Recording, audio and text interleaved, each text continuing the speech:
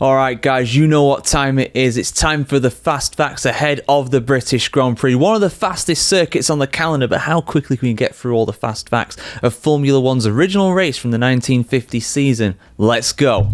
At 5.891 kilometers, the Silverstone circuit is the fifth longest on the F1 calendar. Only Spa, Francorchamps, Baku, Las Vegas and Jeddah are longer. Maggots, Beckett, Chapel. Silverstone boasts some of the most iconic names for corners in the whole of motorsport, and it is one of only 3 circuits in Formula One where engineers give names to the corners and not numbers, the other 2 being Spa and Monaco. Drivers complete almost 80% of a lap at full throttle at Silverstone these days, which is the second highest percentage seen on the calendar in 2025 so far, with Australia. Monza, of course, comes later. Drivers experience some of the highest lateral G-forces of the season at Silverstone, with a maximum of 5.2 Gs at Stowe, which is turn 15.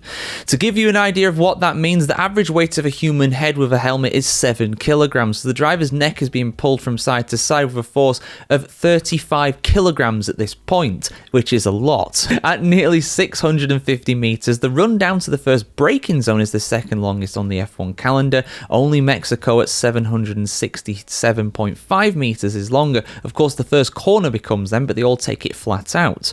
Silverstone is something of a home race for the Mercedes team. The Brackley factory is a mere 9 miles away from the home of Mercedes AMG, and the home of Mercedes AMG high performance powertrains at Brixworth is just over 20 miles away from the track. And indeed, of course, we have the Motorsport Valley, as it is known, where a lot of teams, even though some of them are not British, such as Alpine at Enstone and Red Bull at Milton Keynes, they're all not too far away from Silverstone, which is no coincidence whatsoever. Mercedes has 8 wins at Silverstone since returning to the sport in 2010 and has taken at least a podium in each of the last 12 seasons from the British Grand Prix, thanks to Sir Lewis Hamilton. He's had 11 podiums in a row here for Mercedes. George Russell's first single-seater race win came around Silverstone during a Formula Renault weekend in 2014.